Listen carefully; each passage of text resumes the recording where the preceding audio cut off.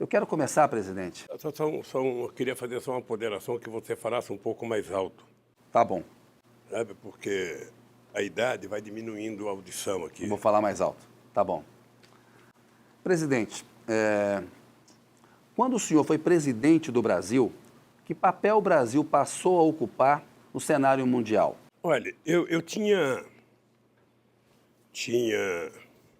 alguns compromissos com o Brasil e com a minha história. E antes de dizer esse compromisso, eu queria primeiro agradecer a entrevista, dizer que é uma oportunidade extraordinária que você está me dando de poder colocar a verdade nua e crua, sempre desafiando qualquer empresário, qualquer juiz, qualquer promotor a provar qualquer deslize, sabe, da minha conduta ética e moral nesse país, da minha honestidade, e reafirmar que tem um inquérito mentiroso a meu respeito, uma acusação mentirosa e um julgamento mentiroso. E isso eu faço questão, eu tenho uns 20 anos de vida pela frente, de tentar provar a farsa e a montagem que fizeram para poder me colocar aqui. Presidente, nós vamos falar desses casos específicos, mas agora eu queria falar um pouco da sua presidência. Quando eu fui presidente da República, eu tinha um compromisso com a minha história, tinha um compromisso com o povo brasileiro. Ou seja, eu precisava provar que o Brasil tinha possibilidade de crescer, tinha possibilidade de melhorar a vida do povo. E você veja que eu fui muito comedido no meu discurso depois da vitória.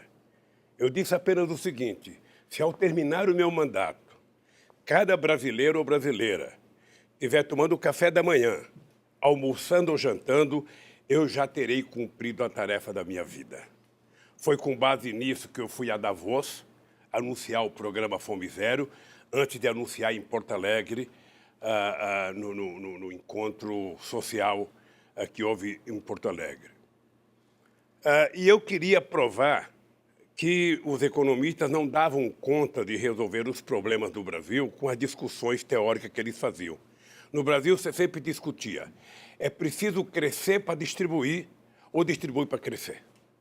E nós chegamos à conclusão que era preciso fazer os dois concomitantemente. Era preciso crescer distribuindo e distribuir crescendo. Não dava para fazer as pessoas esperarem, como o meu amigo Delfim Neto dizia: primeiro o bolo vai crescer, quando o bolo crescer vamos distribuir. O bolo crescia, alguém comia e o povo ficava esperando, meu caro. E nós então resolvemos fazer isso. Eu também tinha como objetivo mudar a geopolítica internacional, fazer com que o Brasil passasse a ser protagonista da política internacional. Eu já contei com a ajuda de muita gente, eu tive a ajuda de muitos presidentes. Eu me sinto honrado de ter tanta gente que contribuiu comigo. Todos os presidentes do mundo contribuíram comigo, me tratavam bem, me respeitavam bem, a ponto do presidente do FMI, sabe, chorar 2 vezes comigo, discutindo a solução dos problemas brasileiros. E eu, quando deixei a presidência, eu tenho muito orgulho, porque o Brasil virou protagonista. Eu fui o único presidente do Brasil a participar de todas as reuniões do G8, menos a feita em São Francisco, convidada pelo Bush, que foi a segunda. E eu fui um dos artífices da criação do G20 para discutir a crise de 2008. Então, o Brasil virou protagonista, o Brasil passou a ser respeitado, o Brasil passou a ser levado em conta, os brasileiros que viajavam tinham orgulho de viajar com o passaporte brasileiro, e o Brasil estava propenso a se transformar na 5ª economia do mundo. Presidente, então como é que o senhor descreveria a forma como o Brasil e o senhor foram tratados de um momento em que o senhor deixou a presidência com popularidade alta, o Brasil parecia um poder, modelo emergente, de poder emergente?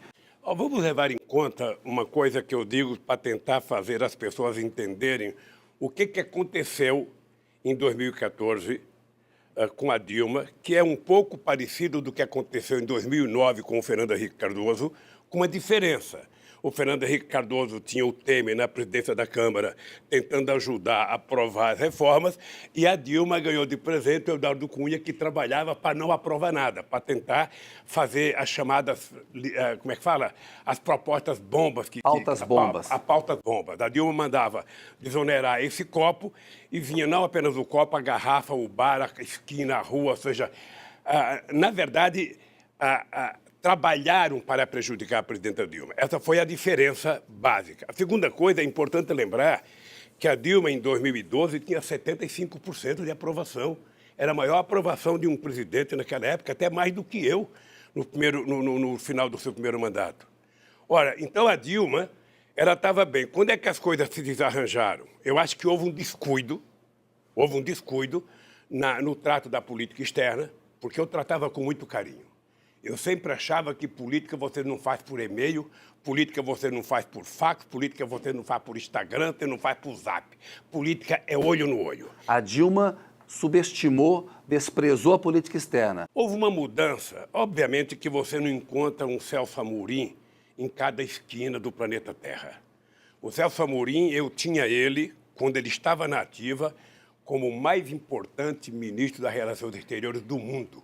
Eu sei o quanto o Celso era levado em conta. Eu sei o quanto o Celso era respeitado pela China, pela Rússia, pelos Estados Unidos. O Colin Powell, que era secretário de Estado americano, para escrever alguma coisa sobre a Venezuela, ligava para o Celso Amorim.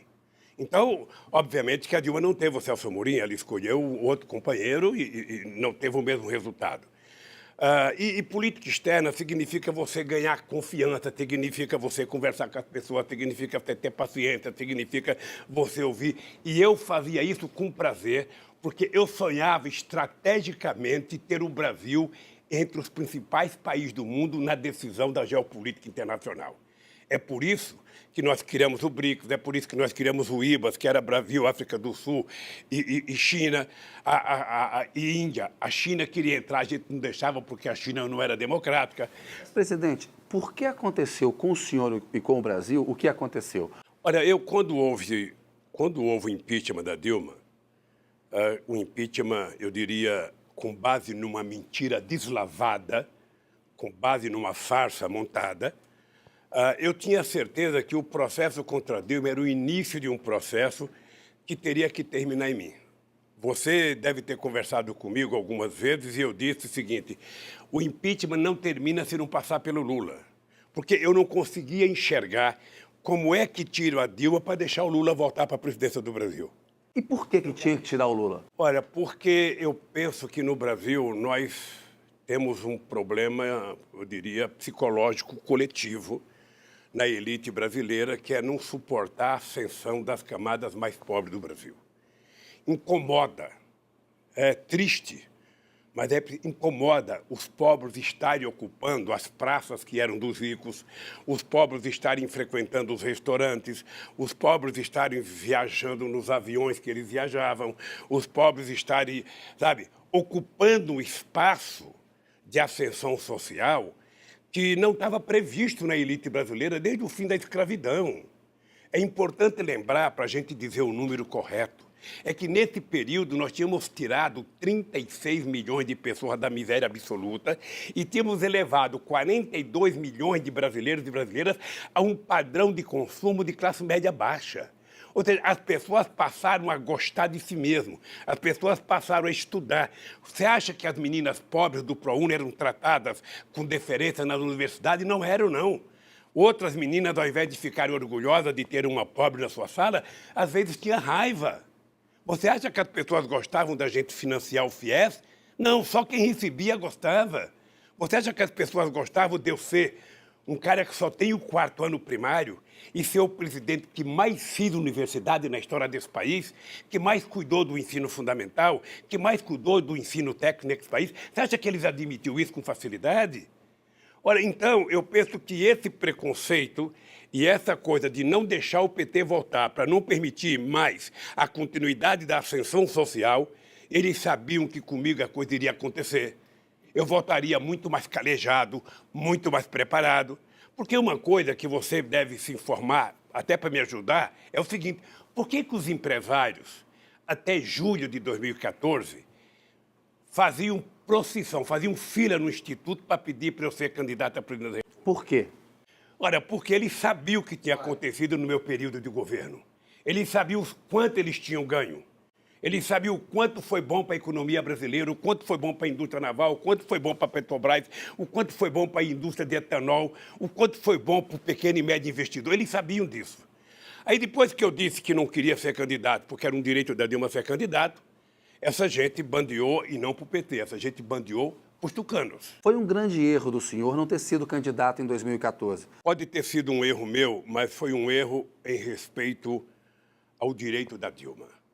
Tá? Tinha muita gente que queria que eu fosse candidato, e eu dizia o seguinte: ela é a presidenta, ela tem o direito de querer ser candidata, a única chance de eu ser é se ela tivesse me procurado e falado do presidente Lula, eu acho que você deveria votar. Fora disso, não tinha hipótese. A presidente Dilma disse que o senhor deveria ter pedido ela para ser candidato. Veja, é uma interpretação dela, porque seria muito difícil eu chegar na Dilma, no Palácio do Planalto, ou na mesa da presidente, e falar: presidenta, saia que é minha vez agora. Você acha que eu ia fazer isso?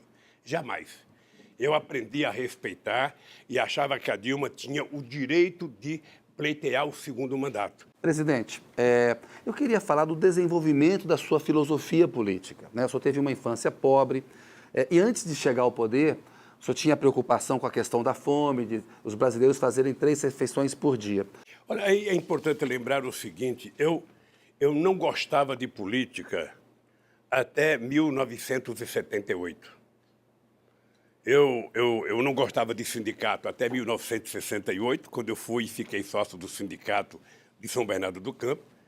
E o que me fez ficar sócio foi uma agressão que meu irmão Frechico sofreu numa discussão numa assembleia. Aí eu entrei no sindicato e eu dizia, como eu era ignorante, eu dizia o seguinte: eu não gosto de política e não gosto de quem gosta de política.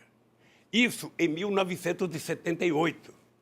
Aí veio as greves, sabe? As coisas foram crescendo. O Geisel mandou uma proposta de lei proibindo as categorias essenciais de fazerem greve, bancário, posto de gasolina, eu não podia fazer greve. Aí eu fui a Brasília. Quando eu cheguei em Brasília, eu descobri que não tinha trabalhador. Eu conversava com os deputados, de 513 tinha 2 trabalhadores. Benedito Marfilho, de Santo André, metalúrgico, e Aurélio Pérez, que era metalúrgico de São Paulo, só 2.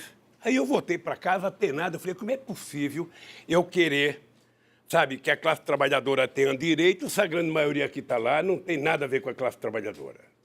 É isso que até hoje eu acho que os eleitores têm que perceber.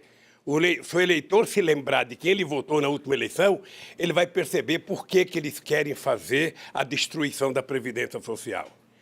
Aí, veja que absurdo. Eu que em junho dizia que não gostava de política e não gostava de quem gostava de política, em setembro estava fazendo campanha para o Fernando Henrique Cardoso ser candidato ao Senado, porque tinha sublegenda e ele disputava com o Franco Montoro. E a gente achava o Fernando Henrique Cardoso mais progressista, tinha voltado recém, acho que do Chile ou da França, sei lá onde que ele morava.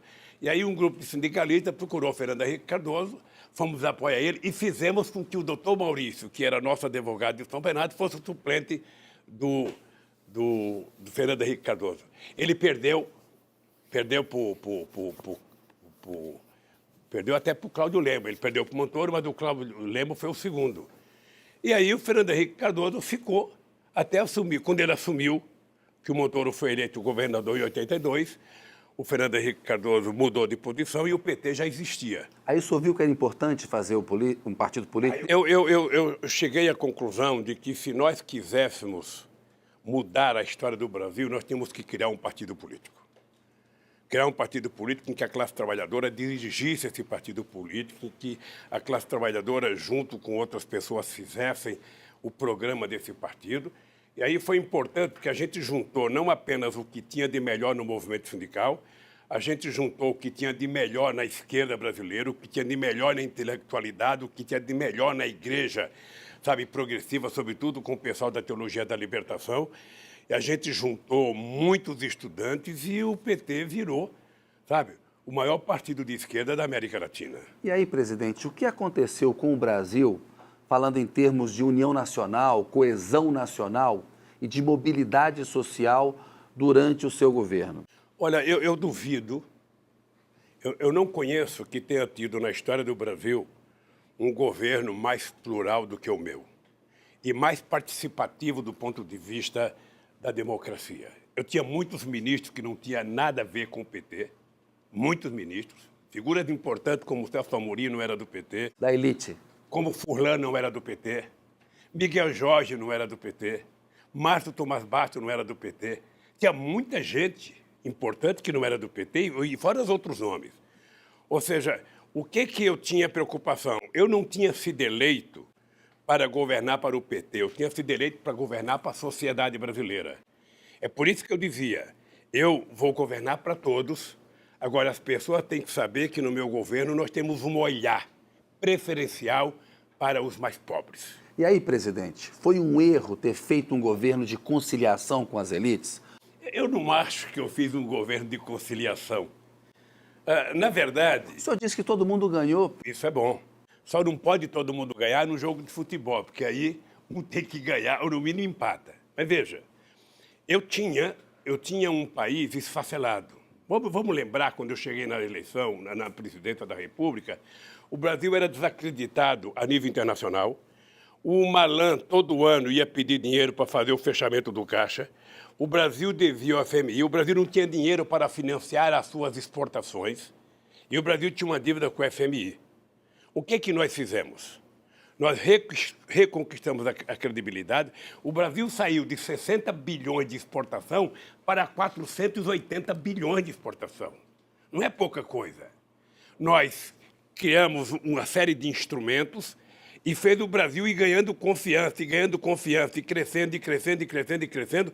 E eu tinha certeza que o Brasil só ia crescer quando mais da metade da população começasse a consumir. E aquela ideia minha de que muito dinheiro na mão de pouca gente é concentração de renda. E pouco dinheiro na mão de muitos é distribuição de renda. E hoje a miséria está crescendo no Brasil. Foi com essa filosofia que eu resolvi governar o Brasil. Ou seja, se cada pobre comer 2 pãezinhos, tomar 2 cafezinhos, sabe? Se cada comprar um sapato, uma camisa, uma calça, um tijolo a mais, a economia começa a funcionar. Eu não esqueço nunca quando eu tomei a decisão de fazer o puxadinho, financiar puxadinho. O cara construiu um banheirinho a mais, o cara construiu uma garagem a mais, o cara construiu um quarto a mais, que na filosofia de quem é ministro da Fazenda é impensável pensar política assim. Porque essa política não ensina em Harvard. Essa política não ensina na Unicamp. Essa política não ensina na USP.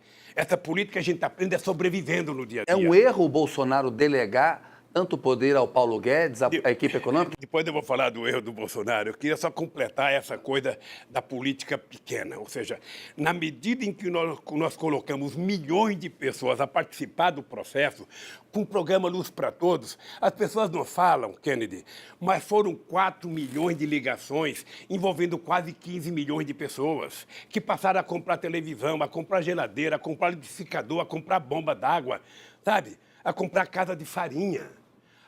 O PAA, que era para financiar a agricultura familiar, financiar o cara que produzia, sabe? Eram milhões e milhões de pessoas trabalhando.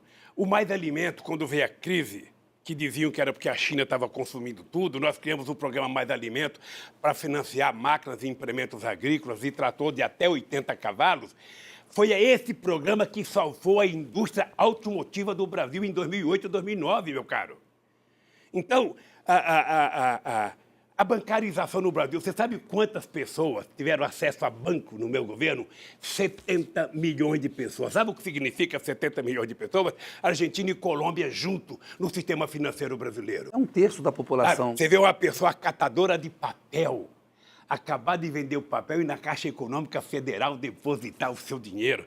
Para nós que temos conta bancária, eu não tenho agora porque o Moro bloqueou tudo, mas a pessoa sente um orgulho. Aquela conta bancária para aquela pessoa que depositou R$30 é de um orgulho. As pessoas choravam na porta da Caixa Econômica Federal. Então, o que ficou provado para mim?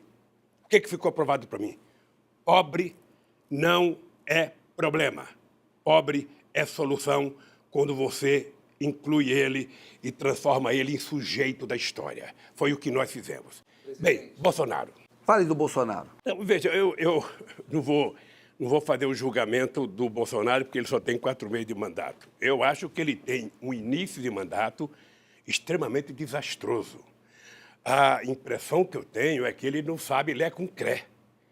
A impressão que eu tenho é que ele não tem noção das coisas que ele fala. Ele não conhece nada de política externa, ele não conhece nada de economia. Ele faz questão de mostrar que não conhece. Veja, e ele delegou ao Guedes para fazer a questão da economia. A questão da economia não é apenas uma questão econômica, a economia é uma questão política. O governo tem que decidir quem é que vai ser beneficiado, para quem que eu quero governar, quem é que precisa do Estado. E como é que funciona a cabeça do Guedes? A cabeça do Guedes funciona, está pensando no mercado. Então, para o Guedes, se vai ter aposentado passando fome, se vai destruir a Previdência Social, sabe? Pouco interessa, isso é dado estatístico. Mas, presidente... O que ele quer é contemplar o mercado. Mas a situação econômica do Brasil ela é muito mais grave hoje e o seu governo foi muito ajudado pelo chamado boom das commodities. E nós temos um problema fiscal. Vamos ver se é verdade isso. Quando eu estive no governo, o dólar, acho que era 2,60. E nós exportávamos metade do que exportamos hoje. Hoje nós exportamos o dobro com o dólar a R$4. Mas não é um fato que o boom das commodities ajudou? Mas valia para mim e valia para todo mundo. Acontece que com esse ministro de política externa, você não vai para lugar nenhum. Sabe, porque, Kennedy, presta atenção numa coisa que você não vai ouvir numa aula de economia. Presta atenção numa coisa. Tem 2 formas de um país crescer. Uma é o mercado interno. Uma é você produzir para o consumo do seu povo. E a outra é você produzir para exportação. Para exportar, você tem uma dificuldade. Primeiro, você tem que ter competitividade, você tem que ter qualidade, você tem que ter preço. Tá? O Brasil tem pouca chance de competir com os chamados países industrializados, porque esse ano mesmo diminuíram 46% do dinheiro da ciência e tecnologia. Sem investimento em ciência e tecnologia, você não vira competitivo. Então, o que acontece? Você precisa fazer um esforço incomensurável para vender. Você está lembrado que eu dizia em 2002, o meu ministro da Indústria e Comércio era um mascate. Eu quero que ele faça como aqueles turcos que é na porta da casa da gente vender pano. Ou seja, tem que bater palma na porta de cada país, tem que convencer os países. Eu viajava, levava empresário para tudo quanto é lugar para vender. Vendia sapato, vendia roupa, vendia tudo. É assim, e é por isso que nós demos um crescimento extraordinário. É por isso que nós demos um crescimento. Agora, quando você tem um governo que começa a brigar com a China, que é o nosso maior parceiro comercial. Países árabes, Argentina. Atendendo aos interesses dos Estados Unidos. E os americanos por detrás ganham uma fatia do nosso mercado, vendendo 10 milhões de toneladas de soja para a China no nosso lugar. Quando a gente briga com o mundo árabe, quando a gente briga com o Mercosul, você vai vender para quem? Para os Estados Unidos? Os Estados Unidos não quer comprar soja do Brasil, não quer comprar milho do Brasil, não quer comprar carne do Brasil, porque eles produzem. E também não quer comprar produto manufaturado. É um erro essa política de alinhamento a Washington? Totalmente errado. O Brasil é um país grande. O Brasil precisa apenas aprender a se respeitar. O Brasil não tem que se alinhar nem a Washington, nem a Pequim, nem a Moscou, nem muito menos a Frankfurt. O Brasil tem que se apoiar, sabe, na sua soberania. O Brasil é um país que tem 210 milhões de habitantes, o país tem efetivamente, sabe, quase tudo o que precisa, tem um potencial intelectual extraordinário. O que o Brasil precisa é parar de ser mesquinho e tudo que você quer fazer para avançar a sociedade, aparece alguém para dizer, não pode, não tem dinheiro.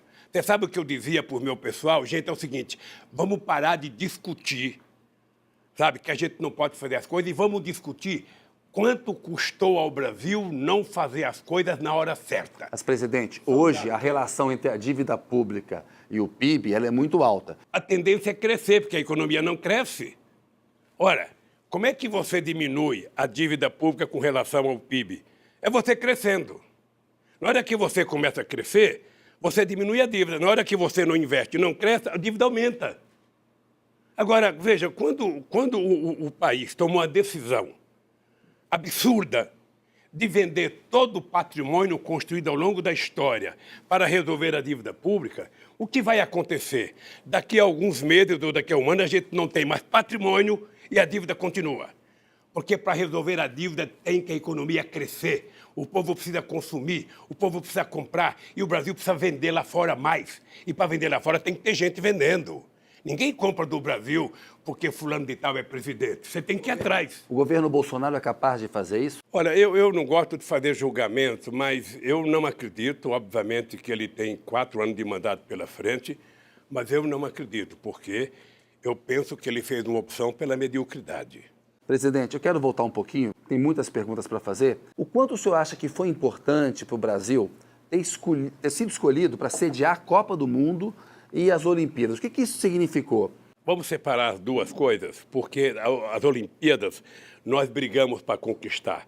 A Copa do Mundo foi uma decisão da FIFA, porque como ela tinha decidido fazer um rodízio nos continentes e tinha feito na África do Sul, e o Brasil, a última que tinha feito foi em 1950, o México já tinha feito 2, então a FIFA decidiu fazer no Mas Brasil. são eventos globais, né? Estou falando, mas é que não houve uma briga do Brasil para fazer, veio para o Brasil de graça. E eu achava importante, achava extremamente importante e achava as Olimpíadas extremamente importantes e por isso nós brigamos para as Olimpíadas.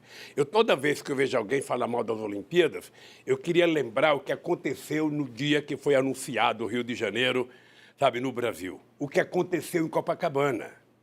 Porque para o povo do Rio de Janeiro foi a festa mais extraordinária, foi no dia que a gente conquistou as Olimpíadas. E aí houve um processo de destruição da Copa do Mundo. Eu acho que até influenciou nos jogadores, porque quando chegou 2014, o clima era um clima de guerra.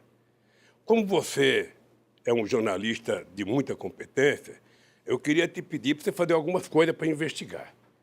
Tá?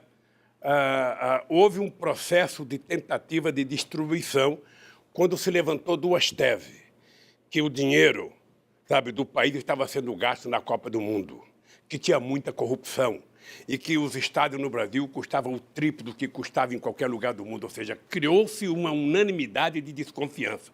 Eu estou te dizendo isso porque o Itaú era patrocinador.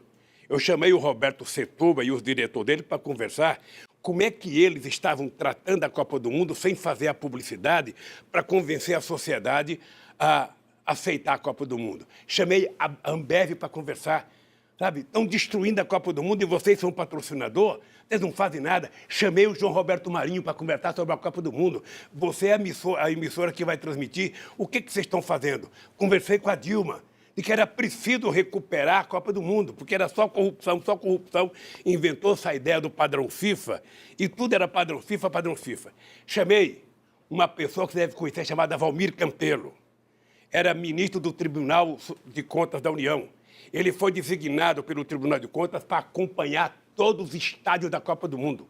E eu falei, Valmir, eu gostaria de saber o seguinte, tem corrupção em algum estádio? Tem um relatório final do Tribunal de Contas da União. Ele dizia, não tem. Não peguei corrupção em nenhum estádio. Teve um probleminha no Rio de Janeiro, que numa reunião com as empresas e com o governador foi resolvido. Isso é um dado do Tribunal de Contas da União. Presidente Lula, foram oportunidades perdidas? Eu acho que foi. Eu acho que foi. Sabe, você tem um evento como a Copa do Mundo, em que você poderia vender as coisas boas que esse país tinha, e você passou a vender desgraça nesse país, aquela cena da vaia da Dilma na abertura da Copa do Mundo, eu, sinceramente, jamais imaginei que setores da classe média, porque não era trabalhador, ali não tinha trabalhador na entrada da Copa do Mundo, até porque não podia pagar. Muitos eram chamados de coxinhas. Não, e eu acho que teve muito ingresso dado por empresa, sabe? Você veja, eu não fui convidado para a Copa do Mundo. Você acredita que eu não fui convidado para a Copa do Mundo? Você não pensa que eu fiquei frustrado em cada forma, nem me convidaram para ir lá, até repartir a vaia com a Dilma, sabe? Então, aquilo foi um desastre para o Brasil. As Olimpíadas também? As Olimpíadas é diferente, meu cara. As Olimpíadas, ela foi feita com tempo hábil da gente fazer o que tem de melhor. Eu lembro de um discurso que eu fiz quando eu voltei, sabe, de Copenhague, dizendo para os presidentes das federações, vocês têm que elaborar um plano de metas para que a gente possa chegar nas Olimpíadas com o Brasil virando uma potência olímpica. Agora, isso dependia, na verdade, de quem cuida do esporte, não do presidente da República. Eu acho que foi uma oportunidade mal aproveitada pelo Brasil. O Brasil já estava tomado de ódio, já estava tomado de uma disputa insana, já estava tomado, e isso prejudicou o país. Na verdade, a gente jogou fora essas duas oportunidades. Esse ponto é importante. Por que aconteceram tantos protestos de rua no Brasil em 2013 e qual foi o real significado daquilo para a política brasileira? Você sabe que eu acho que até hoje nós não avaliamos corretamente o que aconteceu em 2013. Ninguém me convence de que aquilo foi porque a polícia de São Paulo bateu numa manifestação de 3 mil pessoas que estavam reivindicando 20% de diminuição no aumento do transporte e que a sociedade foi para a rua, sabe? Não acredito. Aquilo, na minha opinião, já fazia parte da arquitetura política de derrubar o governo, de tirar o PT do poder, porque era uma manifestação muito contra o PT. Nós começamos entendendo que era uma manifestação por reivindicação e não era por reivindicação. Eu vi alguns vídeos na internet, sabe, que teve, naquela época, 8 milhões de visualizações, 15 milhões, ou seja, era uma coisa que só podia ser, como é que fala, patrocinada por robô. O senhor não acha que eram protestos naturais? Não, não era natural. A Globo jamais cancelaria a grade dela para colocar manifestação. Ela não colocava isso nem no enterro do Roberto Marinho. A Globo cancelou sua novela para mostrar as manifestações. Você acha que isso é de graça? Porque era notícia. Mas notícia era a campanha das diretas, ela nunca suspendeu a novela para mostrar. Na verdade, aquilo era convocado pelo Jornal das 8, pelo Jornal das 7, por Ana Maria Braga, era convocado por todo mundo, era convocado na televisão. Ok, é o seguinte, eu não tenho... O senhor não está negando uma realidade? Não estou negando uma realidade. Eu não estou negando... A verdade é que, naquele tempo, a economia não estava mal. É importante lembrar que a economia cresceu, eu acho que 1,9% ou 2% naquele ano. É importante lembrar que a gente tinha pleno emprego, Kennedy. A gente não pode esquecer que, em 2014, a gente tinha 4,3% de desemprego no Brasil. Você sabe o que significa isso? Significa Finlândia, Noruega, Dinamarca, Suécia, sabe? Holanda. O Brasil nunca teve isso. Significa que tinha um crescimento da economia de forma extraordinária. Eram 20 milhões de empregos nesse país. Era gente voltando do Japão, era gente voltando de Portugal, era gente voltando de todas as partes do mundo para trabalhar aqui, meu filho. Essa coisa era em 2013. E por que o governo Dilma, então, fracassou? Eu vou tentar mostrar o que eu acho de erro político. Veja, a Dilma, ela utilizou uma política, talvez orientada pela equipe econômica, de desoneração. Eu fiz 47 bilhões de desoneração na crise de 2008. E, na época, eu fiquei muito nervoso porque a indústria automobilística brasileira não tinha nenhuma razão de paralisar. Ela paralisou a pedido das matrizes, porque era preciso sustentar a quebra deles nos países de origem. Eu fiquei muito nervoso, muito. Inclusive, tive uma briga muito séria com alguns empresários da indústria automobilística. Pois bem, então eu desonerei 57 bilhões para tentar recuperar a economia. E no ano seguinte crescemos 7,5%, correto? Eu acho, não sei se a Dilma ou o Guido a Dilma, não sei, mas de qualquer forma o governo começou a fazer uma política de desoneração sem levar em conta, primeiro, o compartilhamento. Se eu vou desonerar para uma categoria econômica, eu tenho que conversar com os trabalhadores para saber o que eles vão ganhar. Segundo, eu tenho que desonerar por um prazo determinado. Eu não posso desonerar para sempre. Eu tenho que utilizar aquilo, sabe, como se fosse o chuveiro da minha casa. Eu abro para tirar o sabão e depois eu fecho. Eu vou controlando aquilo. E nós fizemos 540 bilhões de desoneração entre 2011 e 2014. Eu não sei se o número é exato. E acabou com o superávit fiscal. O problema é que quando você tem uma torneira enchendo a caixa, e você tem uma torneira, sabe, saindo, e a que está saindo sai mais do que entra, uma hora acaba. Quando a Dilma percebeu... Presidente, mas além do erro na economia, ela cometia erros com o Congresso. Não foi um desastre combinar esse desprezo pelo Congresso, esse erro político, o erro na economia? Eu vou falar. Foi ou não foi? Primeiro, foi um erro, presidente. Primeiro, deixa eu terminar só o erro econômico. Então, quando a Dilma descobriu isso, a Dilma fez uma medida provisória, mandou para o Senado para acabar com a desoneração. O que o Senado fez? Devolveu. Porque ela se relacionava mal com o Congresso. Eu comecei a entrevista mostrando a diferença entre o Temer na presidência da Câmara do Fernando Henrique Cardoso e o Eduardo Cunha na presidência da Câmara da Dilma. Tá? Eu gostava de fazer política. A Dilma certamente não tinha a paciência que eu tenho. Sabe? E talvez isso tenha sido... Eu senti isso quando começou o processo de impeachment, que eu fui conversar com deputados e senadores. Eu nunca vi tanta gente falar mal da Dilma, de uma pessoa como as pessoas falavam da Dilma. Sabe? Um negócio absurdo. E a Dilma estava recebendo como informações mentiras. As pessoas mentem para quem está no governo.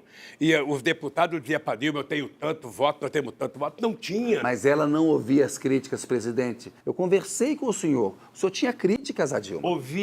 Ela ouvia.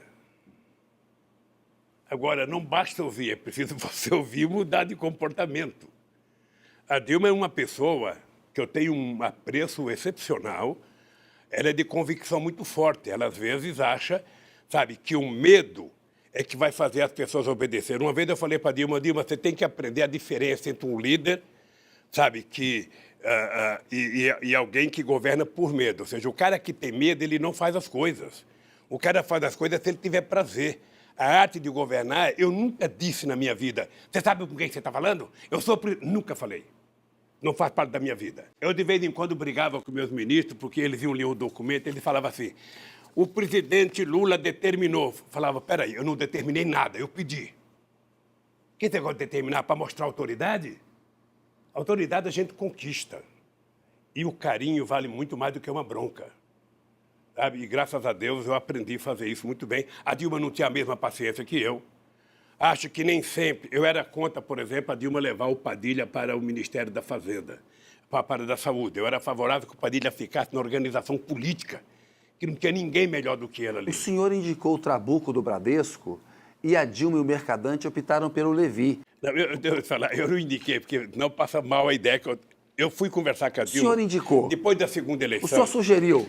Deixa eu dizer uma coisa para você. O senhor sugeriu ou não sugeriu? Deixa eu dizer, posso dizer? Por favor. Então, deixa eu dizer uma coisa para você. Quando a Dilma ganhou o segundo mandato, eu fiquei muito assustado, porque eu estava no dia da apuração no Palácio do Alvorada, assistindo a apuração.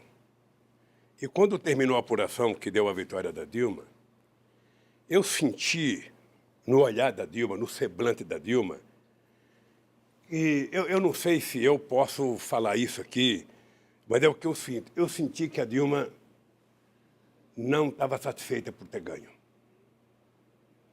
Eu lembro que ela estava olhando para fora, olhando para o infinito. Eu encostei, ela falou assim para mim, presidente, eu nunca mais participo de um debate. E é engraçado, porque intelectualmente a Dilma conhecia o Brasil na palma da mão.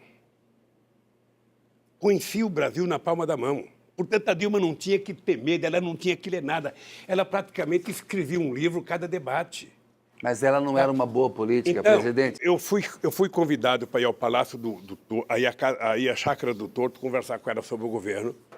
E eu fui dizer para ela o que eu estava pensando que ela deveria fazer.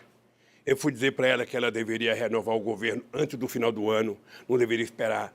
Eu fui dizer para ela que seria importante que ela colocasse pessoas que conversassem melhor com o Congresso Nacional.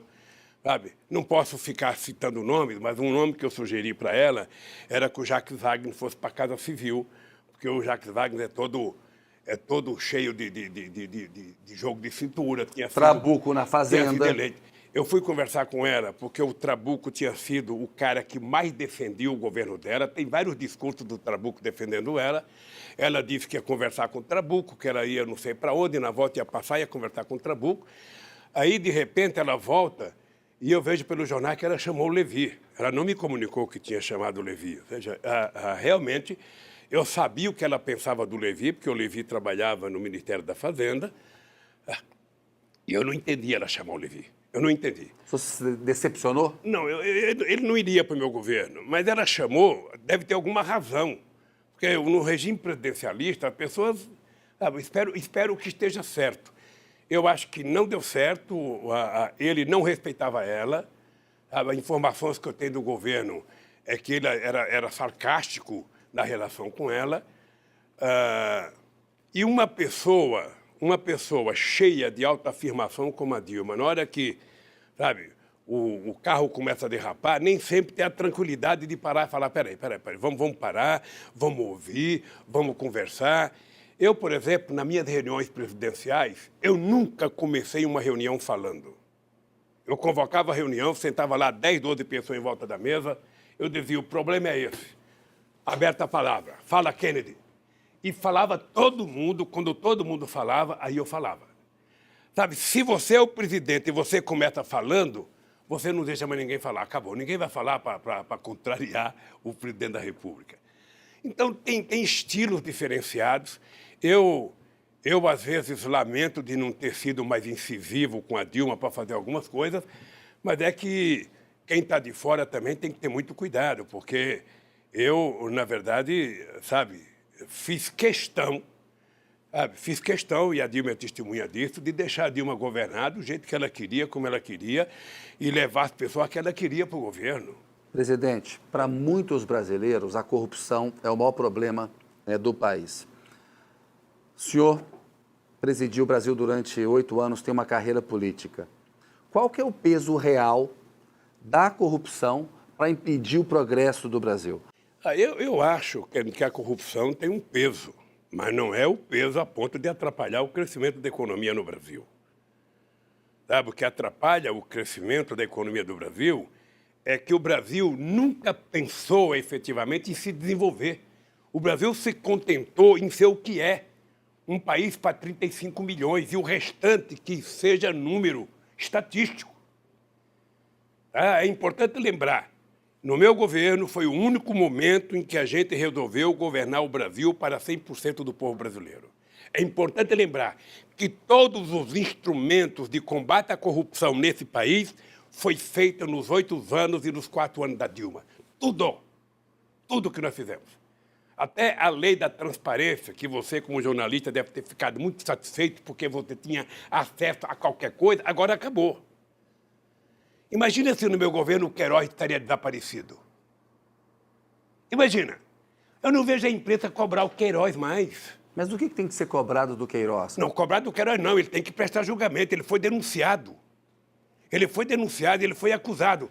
O que eu quero é que esse cidadão seja investigado. O senhor falou que há 2 pesos e 2 medidas em relação ao Queiroz, que é suspeito, né, de montar um esquema ali no qual o filho do presidente Jair Bolsonaro ficaria com parte de salários de deputados. Veja, eu primeiro não digo antecipadamente que o Queiroz é culpado. Tá? O que eu quero dizer, a diferença é o seguinte, é que eu, ex-presidente da República, sofri uma coerção. A Polícia Federal foi na minha casa, entrou na minha casa, levantou o meu colchão, abriu minha televisão, abriu o fogão para investigar a minha casa, tá? Sem nenhum critério. Eu nunca tinha sido convidado para prestar um depoimento. E quando acontece com o Queiroz, ele primeiro se recusa a ir. Depois faz por escrito um depoimento. Estou mostrando a diferença. Segundo, no meu julgamento, qual é o crime que eu cometi? É um fato indeterminado. O seu Moro, sabe, reconhece que não tem dinheiro da Petrobras, o seu Moro reconhece que o apartamento não é meu, mas ele precisava me condenar. Deixa eu só chegar aí para concluir. A mesma coisa é na acusação. O Dallagnol, o Dallagnol, eu falo Dallagnol, não é Dallagnol. Depois de ele fazer 1h30 de hipocrisia, sabe, para a mídia brasileira, ele fala, não me peçam provas. Eu só tenho convicção. E por conta disso eu estou aqui, meu filho. A acusação do apartamento é a seguinte, que o senhor foi julgado culpado de aceitar 3,7 milhões de reais em propinas, o que dá $1.2 mil, na forma de melhorias de um apartamento que estava sendo construído pela Petrobras e que o juiz Moro diz que é do senhor, que supostamente é do senhor, o senhor nega isso. O senhor aceita a culpa nesse caso? Olha, se ele tivesse dito que o apartamento era meu, quem sabe eu até tivesse um outro comportamento. Acontece que depois de fazer a investigação, ele descobriu algumas coisas. Ele descobriu no processo que a empresa offshore, que ele achou que era sócia da Petrobras e que comprou o apartamento lá do Panamá, essa empresa, na verdade, não tinha comprado um suposto apartamento meu. Essa empresa tinha comprado um apartamento da família Marim em Paraty e tinha comprado o helicóptero da Globo. Ele era dono disso, e não do suposto apartamento. Segundo, quando ele descobriu isso, a moça foi solta e não se fala mais nisso. O pretexto de me envolver com a Petrobras era porque havia uma necessidade de me trazer para Curitiba, para a Lava Jato. Correto? Por quê? Porque era o seguinte, que é o coração da Lava Jato. Sabe? Eu não poderia ter caído na mão do Moro, porque quem fez o pacto com a empresa... O Kennedy, é importante lembrar que o Moro visitou a redação de todos os jornais, de todas as revistas, de todo o canal de televisão. O Moro não precisava ser juiz. Se ele fosse repórter, já valia a condenação, porque a imprensa recebia as acusações antes dos advogados. Hoje, no Brasil, você é condenado pela manchete do jornal. Você não é condenado pelo processo.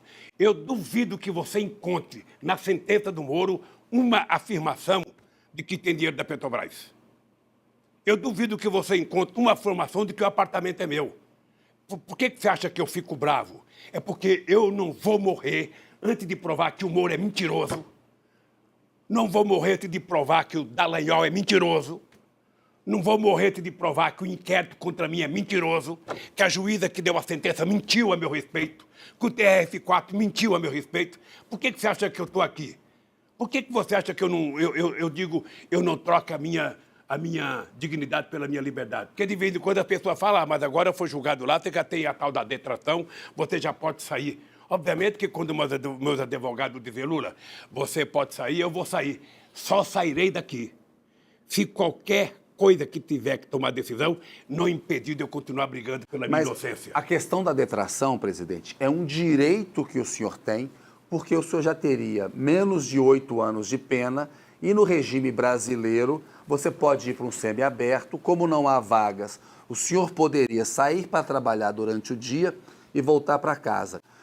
O senhor vai pedir a detração penal? Olha, eu só pedirei o dia que meus advogados, Cristiano e o Batóquio, disseram para mim, presidente Lula, o senhor pode pedir, que se o senhor pedir, o senhor pode continuar a sua briga pela sua inocência. Os advogados já dizem isso. Os meus advogados não disseram. Hoje vou ter uma reunião com o Cristiano hoje, que eu quero entender bem isso. Tem muita gente dando palpite, mas... Então vamos ser claros aqui. Se os advogados disserem que o senhor pode pedir esse direito, e isso significar que o senhor pode continuar dizendo que é inocente, o senhor vai pedir? Não é só dizendo não. Eu quero continuar provando a minha inocência. Aí eu posso pedir. Olha, se os advogados disserem para mim, Lula, você pode pedir a detração e você vai continuar brigando pela sua inocência, do mesmo jeito que você está, eu não tenho nenhum problema de pedir, porque eu quero sair daqui. O senhor vai pedir ou não vai pedir? Eu posso pedir. Pode ou vai? Posso pedir se eles me garantirem que eu posso continuar me defendendo. Então, mas seja claro, presidente, se eles disserem, o senhor vai pedir? Peço, eu quero ir para casa. Agora, se eu tiver que abrir mão de continuar a briga pela minha defesa, eu não tenho nenhum problema de ficar aqui. O senhor falou do juiz Sérgio Moro, nós fizemos um documentário, What Happened to Brazil, que em português se chama Brasil em Transe. E o Moro nos respondeu, até agradeço a carta que o senhor nos enviou por meio do seu advogado Cristiano Zanin, porque nós tentamos entrevistar o senhor. Essa entrevista era para ter sido feita há muito tempo. E estamos fazendo até hoje, que é no dia da liberdade de imprensa. O juiz Sérgio Moro disse ao documentário, presidente, o ex-presidente Lula foi condenado por ser um mentor do escândalo da Petrobras. Cerca de 2 bilhões de dólares foram pagos em propinas, usando contratos da Petrobras durante a sua presidência. O apartamento faz parte de propinas que foram direcionadas para o seu benefício pessoal. O Moro está certo? Você sabe qual é a desgraça da mentira? É que quem conta a primeira é obrigado a continuar mentindo a vida inteira para poder sustentar a mentira. Eu vou dizer para você, o Moro mente com relação ao meu processo. O Dallagnol mente. Porque se eles tivessem alguma prova contra mim, eles mostravam. Como é que o Moro me condena por um crime indeterminado? Como é que o Dallagnol pede a minha condenação por convicção? A pessoa tem que ter prova. A pessoa tem que ter prova. Aliás, a Justiça de São Paulo, essa semana, deu ganho de causa para a dona Marisa no apartamento do Guarujá.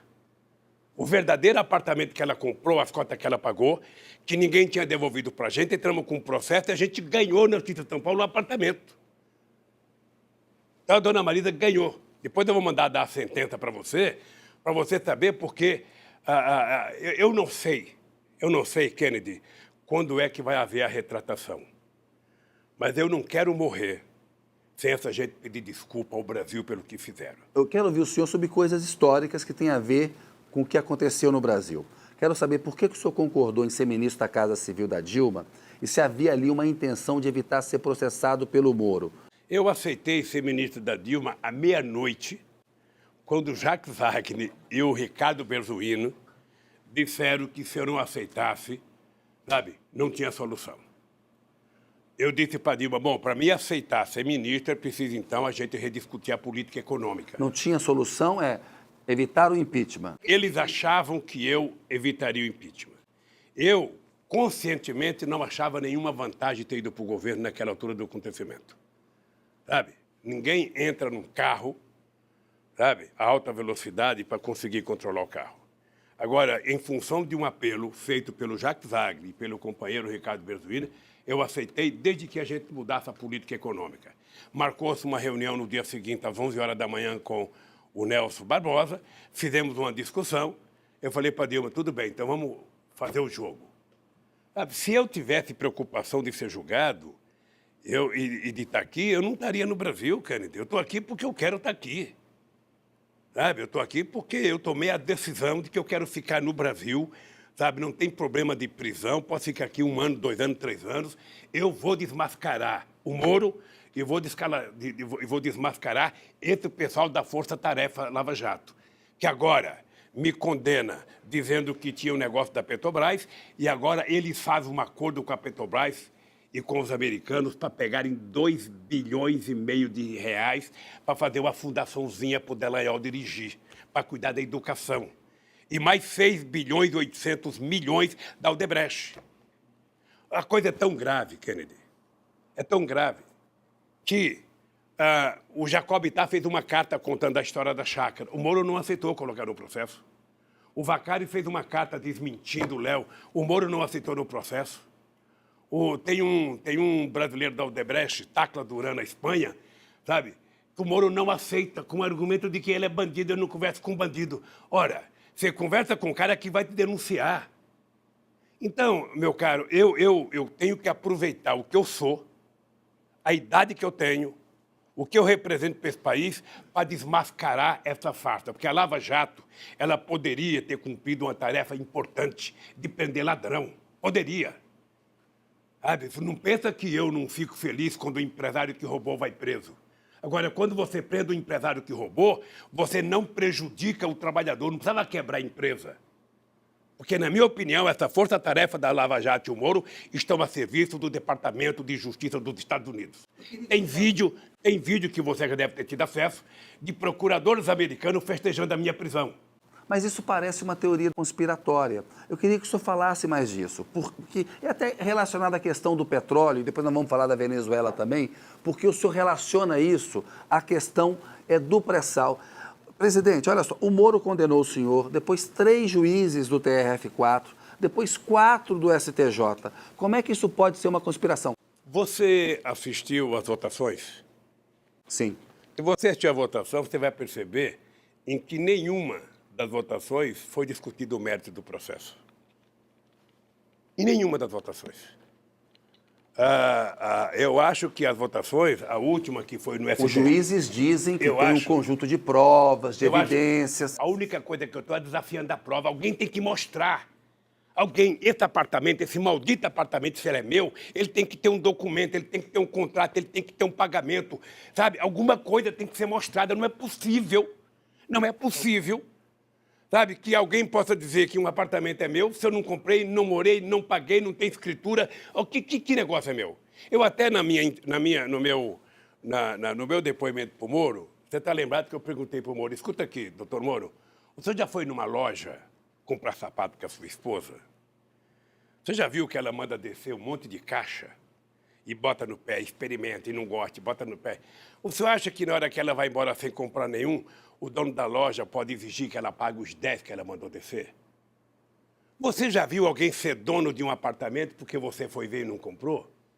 Ora então, ô Kennedy, eu não tô brincando nessa história. Veja, eu não estou nessa por coragem, eu estou nessa porque eu fui criado e educado por uma mãe analfabeta.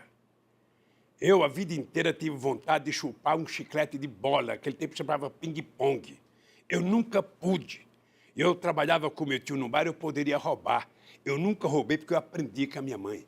Acha que um cara que virou presidente da República, que tinha o status que eu tinha a nível mundial, que tinha o carinho que eu tinha a nível mundial, iria sujar a minha biografia por um maldito apartamento?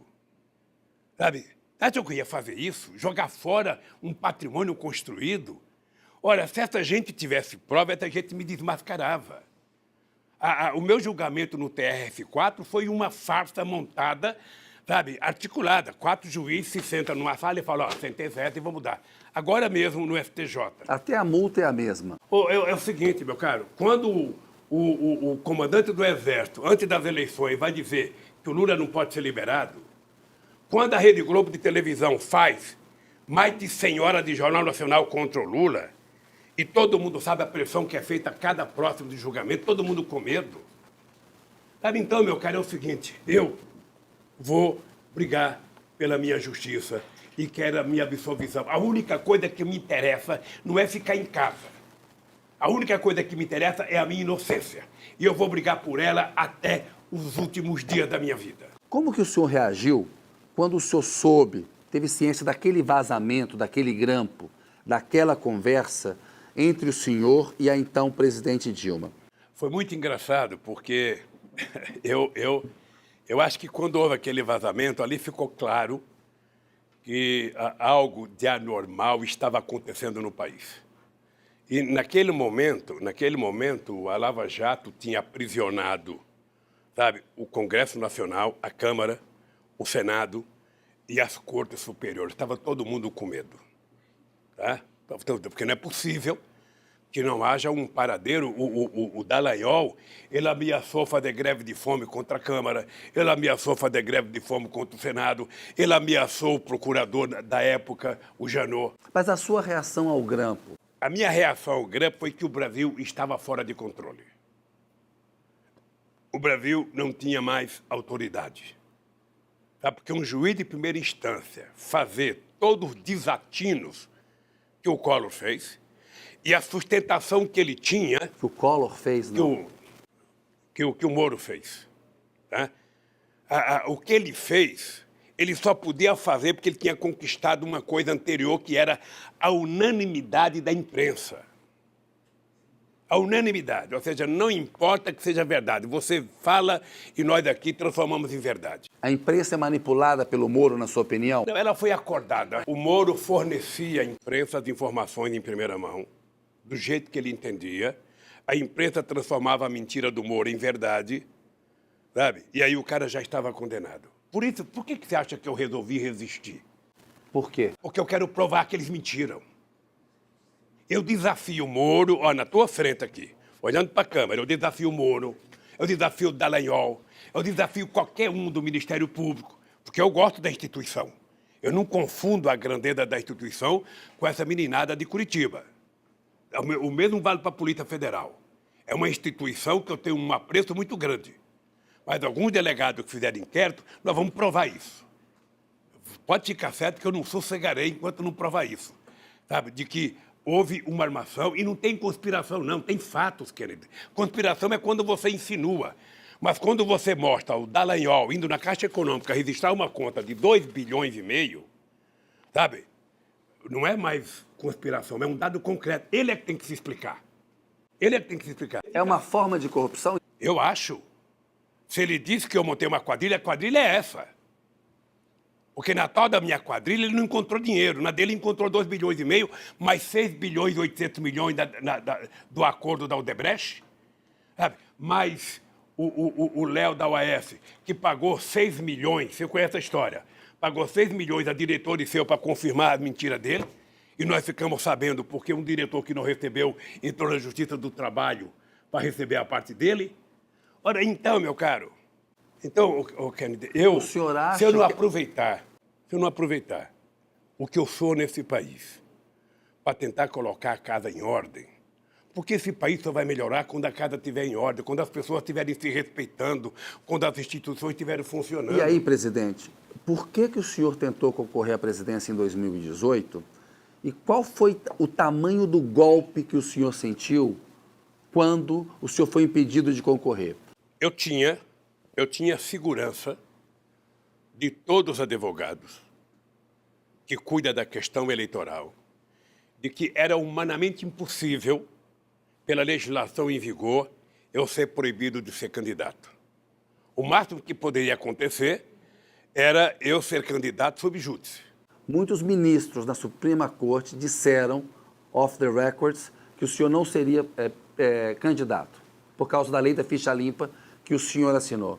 Todos advogados, todos, sem distinção, diziam que eu seria candidato. E para mim seria impugnado só depois das eleições. E eu tinha certeza que eu ia ganhar as eleições. Era humanamente impossível não ganhar as eleições. Obviamente que eu fiquei surpreso com o voto, sabe, do Barroso. Aquela invenção de última hora dele, até contra o Fachin, que naquela hora quis mostrar que estava democrático ali. Então, ali, quando eu tive que fazer a carta indicando o Haddad como candidato, eu percebi, sabe, que eu tinha perdido aquele assalto na luta de boxe. Para a história, é verdade que o senhor resistiu a assinar aquela carta, passou um tempão não querendo assinar? Não, a carta eu fiz sozinho aqui na prisão. Eu até fiquei fazendo uma brincadeira, dizendo que aquilo era como se eu tivesse, sabe, fosse uma mulher dando à luz e não tivesse ninguém para me ajudar a fazer o parto, sabe, porque eu tinha que assinar aquela carta. Foi uma carta, de um lado, eu tinha certeza que o Haddad faria uma bela campanha, tenho muita confiança no Haddad, acho o Haddad um quadro extraordinário para o Brasil, mas eu achei que eu estava saindo do jogo, porque eu trabalhava com a ideia que a campanha era uma grande oportunidade, sabe, de eu poder me defender e de poder mostrar quem era Moro, quem era Dallagnol. Eu tinha necessidade de mostrar. Falando de Moro e Dallagnol, presidente, é importante que o senhor responda a essas questões. Tem 8 acusações contra o senhor. Incluem lavagem de dinheiro, tráfico de influência. O senhor nega essas acusações, diz que não tem enriquecimento pessoal. Agora, não é um fato que a Lava Jato mostrou uma corrupção endêmica entre a política e entre os empresários e que o senhor não fez o suficiente para combater isso? Kennedy, eu acho que várias operações que a Polícia Federal fez já no meu período de governo, era tudo incentivada pelo meu governo, pelo Márcio Tomás Bastos e depois pelo Tarso Genro. A ordem era apurar contra quem quisesse. Você está lembrado, você estava na Índia comigo. Você estava na Índia, você era jornalista, eu não sei se naquela época da Folha de São Paulo. Folha de São Paulo. Quando eu recebi uma informação que iam na casa do meu irmão Vavá. Tá? E eu fiz questão de dizer, deixem ir. Eu quero que vá. E foram na casa do Vavá porque eu tinha consciência de que meu irmão era um coitado de um trabalhador que jamais teria cometido um delito qualquer. E foram na casa do Vavá. Invadiram a casa do Vavá. Eu depois fiquei pensando em até, sabe, chamar o diretor da Polícia Federal e punir alguns agentes. Eu falei, não, vamos deixar, eu não vou aproveitar do meu cargo, não. O que é importante é a inocência do meu irmão. E você está lembrado que eu era favorável a apurar. Foi no nosso governo que nós fizemos a lei da transparência, para apurar qualquer coisa. Lei da delação premiada. Fizemos tudo. Nós não queremos que esse país continue tendo corrupção. O que aconteceu de grave é que a Lava Jato foi transformada num partido político. Foi transformada num partido político. o comportamento do Moro era de um cara...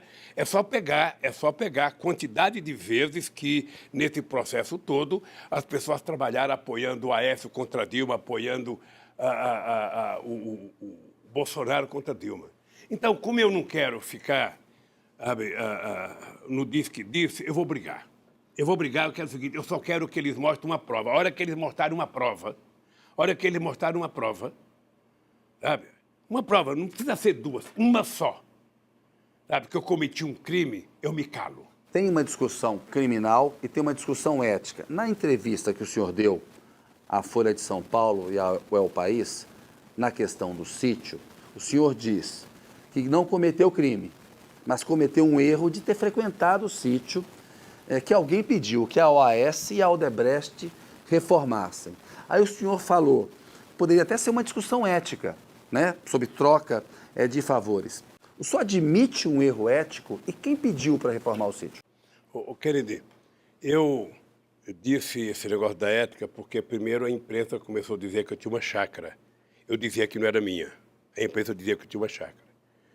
Aí, quando se apresentou o dono da chácara, se apresentou o chefe administrativo, se apresentou o Fernando Bittar, se apresentou o Jacob Bittar, aí começaram a dizer, bom, a chácara não é dele, mas ele utiliza. Então, eu comecei a ser condenado por ele utilizou. Eu disse, e é a mais pura verdade que eu direi na frente da minha bisneta, de que eu tive conhecimento daquela chácara dia 15 de janeiro, quando eu saí do Guarujá. Foi até motivo de uma briga minha com a Marisa, porque ela queria subir, eu não queria subir. Então, eu fiquei sabendo que o Jacob Bittar tinha pedido para o Fernando comprar aquela chácara, que era para ter um lugar para mim descansar quando quisesse ir, colocar algumas tralhas, sabe, que eu quisesse colocar. Não foi um erro, presidente, ter aceito esses favores da OAS e da Odebrecht? Aí é outra história. Mas não é um erro Aí ético? é outra, pode ter sido um erro. Aí uma outra história que veio a saber depois da reforma. Tá? É um outro erro. Tá? De qualquer forma, como não era minha, e eu podia ter comprado. Sabe, era uma chácara que custou na época R$500 mil, eu poderia ter comprado. Eu poderia ter comprado 2 ou 3 apartamentos daqueles. Você percebe? Então, o que eu quero provar é que, até agora, nenhum inquérito meu, nenhum, e talvez apareça mais, eu duvido, cobro da Polícia Federal, cobro do Ministério Público, cobro, aprovar um indício de alguma coisa. Eu tenho que ter $1 numa conta minha, eu tenho que ter uma conta no banco, eu tenho que ter um cheque, eu tenho que ter alguma coisa. Não dá para ser a delação de um picareta qualquer. Sabe? Porque só delata quem roubou. E só delata porque quer benefício. Mas a questão ética não decepciona o cidadão comum? Então, Por exemplo, no documentário, o Eduardo Lisboa fala, eu votei no Lula em 2002, ele faria um grande governo, mas depois apareceu tudo aquilo e eu me decepcionei. Eu não sei quem é o Eduardo Lisboa. Está no documentário. Mas quero agradecer pelo fato de ele ter votado em mim. Explicar para o povo. Se eu votei em você, e depois aparece a quantidade de denúncia que apareceu contra mim no Jornal Nacional, na Folha de São Paulo, no Estado, no Globo, na Veja, na Isto É, na época, sabe? Obviamente que eu faria, puta, esse cara realmente não merecia o meu voto. Por que você acha que eu brigo? Eu brigo exatamente para recuperar a confiança dessa gente que acreditou nas notícias. Sabe? Eu brigo exatamente por isso. Se o cara quiser falar, Lula, então você não deveria ter ido na chácara, sabe? Poderia ter ido na chácara, mas fui, porque o Jacob Bittar é meu amigo de 45 anos. É fundador do PT, foi secretário-geral do PT, é meu companheiro, é meu irmão, sabe? Então, eu não aceito ser criminalizado por isso. Então, o que eu quero é só isso. O mal que eles fizeram já está feito. Agora, eu quero provar, sabe, que quem deveria estar preso eram eles. Que mentiram a este país e destruíram milhões de empregos nesse país. A serviço de quem? De quem? Isso eu quero saber. Eu quero saber, porque quando você vê um vídeo de procuradores americanos junto com o Moro festejando a minha prisão, dizendo que participaram ativamente para chegar aonde chegaram no meu processo, eu quero saber. Tem a ver com a questão do pré-sal? Se eu puder recomendar para você, eu não sei o nome, mas tem um livro chamado Petróleo, que se você puder, nas suas horas vagas, ler, você vai saber que desde 1860 ou 1859, que 90% dos conflitos que acontecem no mundo se deve exatamente ao petróleo. E normalmente provocado pelos Estados Unidos. Então, o que está acontecendo, quando nós descobrimos o pré-sal, presta atenção numa coisa. O pré-sal está a 200 milhas da praias brasileiras. 200 milhas são quase 300 quilômetros. Né? Está na divisa. Era 150 o METS que aumentou para 200. Ou seja, quando nós anunciamos o pré-sal, em 2007, logo em seguida os americanos recuperaram a quarta frota que tinha sido desativada depois da Segunda Guerra Mundial. É muita coincidência, meu caro. Quando eles anunciaram isso, o que eu fiz? Propus à Unasul a criação de uma instituição dos militares da América do Sul, Conselho Sul-Americano de Defesa, para garantir a nossa tranquilidade aqui. Então, o petróleo é tudo, sabe, que motiva a guerra do Iraque, a destruição da Líbia e agora o Brasil. Por isso é que o Lula tinha que ser odiado e a Dilma, porque a gente criou a lei da partilha, porque a gente dizia que o petróleo era nosso, porque a gente criou fundo educacional com o petróleo, e não é possível, o petróleo tem que ser das grandes empresas petroleiras, é por isso que estão desmontando a Petrobras. Quero falar do petróleo, até por causa da coisa da Venezuela, e nós vamos entrar no mar internacional. Mas tem algumas questões que eu quero fazer para o senhor, e eu estou preocupado com o tempo. Uma é a questão da cobrança da autocrítica ao PT. Por quê? Tem uma derrota eleitoral importante. Segmentos que votavam no PT deixaram de votar e há uma cobrança, porque tudo que se descobriu na Petrobras tem uma corrupção endêmica mesmo. Aconteceram casos de corrupção ali. Não cabe uma autocrítica, presidente, sobre o que aconteceu? A única coisa que eu estranho é a obsessão, nesses últimos anos, de cobrar do PT uma autocrítica. E de não cobrar do PT, sabe, as políticas extraordinárias que nós fizemos nesse país. Eu nunca vi ninguém cobrar autocrítica do Fernando Henrique Cardoso. Eu nunca vi ninguém cobrar autocrítica do comportamento de setores da imprensa. Sabe, é o seguinte, o PT faz autocrítica todo santo dia. O PT faz Qual é uma autocrítica importante na questão da corrupção? Veja, por que o PT faz autocrítica, querido? Porque quem tem que fazer críticas ao PT é a oposição. Eu, às vezes, acho que as pessoas cobram a autocrítica do PT porque não tem crítica. Então, as pessoas querem que o PT diga qual é o seu defeito. O PT tem muitos defeitos. O PT é um partido construído de seres humanos que erram, que acertam. Mas as nossas virtudes são infinitamente maiores. Olha, como é que o Lula pode fazer autocrítica da indicação de diretor da Petrobras para o Conselho indicar? Como é que pode? Como é que o Fernando Henrique Cardoso indica, como é que o Bolsonaro indica, como é que todo mundo indica as pessoas? Olha, quem é que denunciou que o Paulo Roberto era ladrão uma vez na vida? Nem a Polícia Federal, nem o Ministério Público, nem a imprensa, nem o Sindicato dos Trabalhadores, nem o Conselho da Petrobras. Olha, por que eu vou fazer autocrítica? Olha, se eu voltar, eu vou fazer autocrítica porque indiquei ministro da Suprema Corte? Eu não indiquei para mim, indiquei para a Suprema Corte. Então, veja, eu tenho autocrítica a fazer. Eu acho que eu poderia ter feito mais pelos pobres e não fiz. Eu poderia ter feito mais investimento e não fiz. Mas eu quero que as pessoas reconheçam quem é que investiu mais em ciência e tecnologia, mais em educação primária, mais em educação fundamental, mais em ensino técnico, mais em universidade, mais em ciência e tecnologia, quem é que investiu mais nos pobres nesse país, quem é que levantou a moral desse país. Essas coisas que eu quero discutir. Agora eu fico cobrando do PT, autocrítica, e eu não vejo cobrar dos outros. Alguém, por exemplo, já cobrou autocrítica da história desse país? Então, é o seguinte, olha, nós temos defeitos. Temos defeito. E se tem um governo que foi atacado, sabe, quantos jornalistas você pensa que tem com a tua seriedade no país?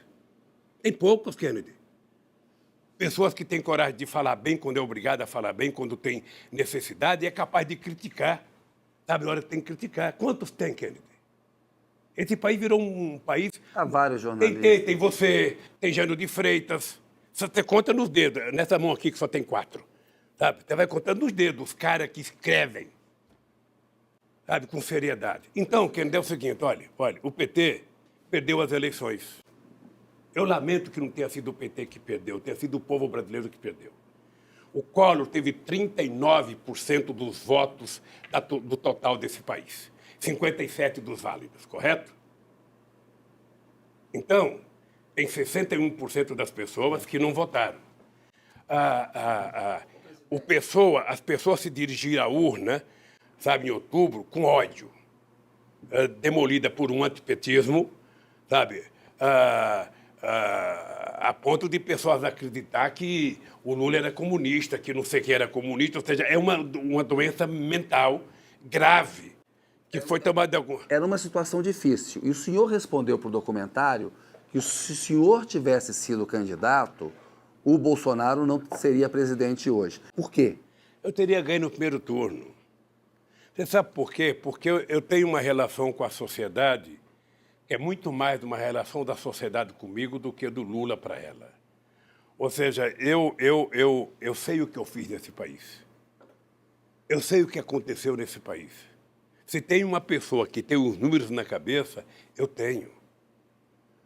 Eu lembro que quando eu ia fazer um debate, eu ficava citando até a quantidade de poste que se ia colocado no Luz para Toda, a quantidade de fios, a quantidade de vezes que dava para enrolar a lua. Sabe? Eu tinha noção das coisas que eu tinha feito, eu tinha noção da alegria de um cara entrar numa universidade pelo ProUni. Eu tinha noção disso. Sabe? Então, eu tinha certeza que eu ganharia as eleições. Tinha certeza. Agora, eu não vou ficar chorando leite derramado, correto? Eu agora quero trabalhar para recuperar o prestígio do PT, para recuperar o prestígio da esquerda, para limpar o meu nome e para mostrar, na verdade, quem é, sabe, que cometeu crime nesse país. Vou correr agora um pouquinho na entrevista com o senhor aqui, queria a sua ajuda. Qual foi o peso do episódio da facada para a vitória do Bolsonaro? Olha, eu estranhei aquela facada, estranhei como é que se deu a apuração daquilo, estranhei como é que o segurança protegeram o cara da faca, estranhei a contratação de um advogado, estranhei o isolamento do cara, uma série de coisas que muita gente tem dúvida na sociedade. E a facada, se foi uma coisa perigosa para o Collor, para o Bolsonaro, a verdade é que a facada o protegeu de mostrar quem ele é, na verdade, se ele tivesse participado dos debates. E quem ele é, na verdade? Aí a canalice nesse país. Quando eu fui candidato, que eu não participei de um debate, colocaram uma cadeira vazia. Fernando Henrique Cardoso não fez nenhum debate, em 94 e 98, nunca colocaram uma cadeira vazia. O Bolsonaro não foi no debate, foi dar entrevista na Record. E não colocaram uma cadeira vazia e nem levaram o Haddad para dar entrevista. Numa demonstração inequívoca, sabe, do comportamento falacioso da imprensa nessa eleição de 2018. Então, meu caro, eu ganharia as eleições com isso mesmo. Porque em 2018... Só lembrar em você uma coisa. Em 2010, eu fui apoiador da Dilma. Foi a única eleição que não teve um panfleto contra o Lula. Eu era unanimidade no meio político. Até o governador Serra, que era o adversário da Dilma, começou a campanha dele fazendo uma propaganda que era amigo do Lula. Eu sou amigo do Lula. Procura alguém que falou mal do Lula em 2010. Eu saí do governo unanimidade nesse país. Unanimidade. Era 87% de bom e ótimo, era 10% de regular e era 3% de ruim e péssimo. Então, meu caro, depois do que a imprensa fez comigo, sabe, Kennedy, você sabe que eu não sou de lamentar, porque eu sempre acreditei que eu ia derrotar, mesmo falando mal de mim. Mas eu já tenho mais de 100 horas do Jornal Nacional contra mim. E não tem 5 minutos a favor nesses anos todos. Presidente, o senhor disse que o Moro não sobreviveria na política. Por quê? Olha, porque ele não nasceu para isso. Ele nasceu para se esconder atrás de uma toga, sabe, e ficar lendo o Código Penal. Sabe, é isso que ele nasceu. Ele tem que se expor a debate.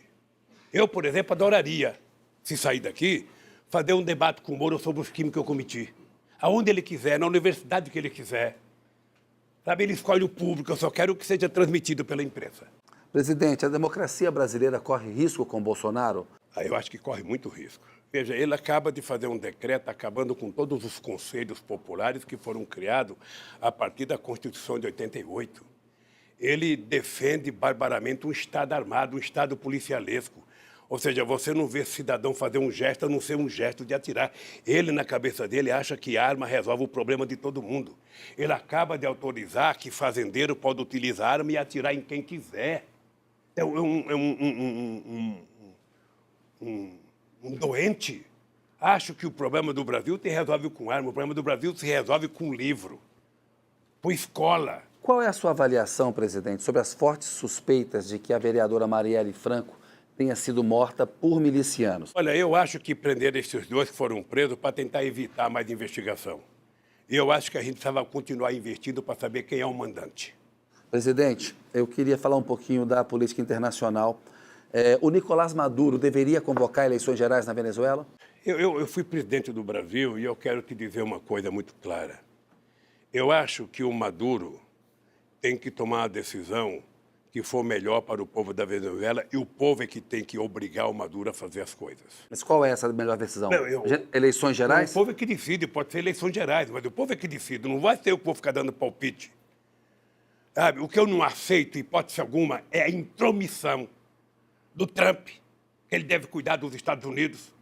Um cara que está fazendo um muro, sabe, para separar o povo pobre da América Latina dos Estados Unidos, querer ficar preocupado com o povo na Venezuela, mas ele se preocupar com o povo dele, se preocupar em derrubar o muro. A gente comemorou o muro de Berlim, a queda do muro de Berlim, agora está ele construindo o muro. Então, a Venezuela, o povo da Venezuela tem que ser soberano para decidir o seu destino. Agora, não dá para a gente aceitar, obviamente, o que está acontecendo na Venezuela, o povo passando fome, o desemprego. Acho que o Maduro tem que refletir, tomar uma decisão com o partido. Mas eu insisto, eleições gerais não seriam melhor? Daqui de fora eu posso dizer que é, Kennedy, mas eu não estou lá dentro vendo o clima. Mas o senhor acha que é? O que eu acho errado é um picareta como esse como chama? Juan Guaidó. Guaidó. Um picareta.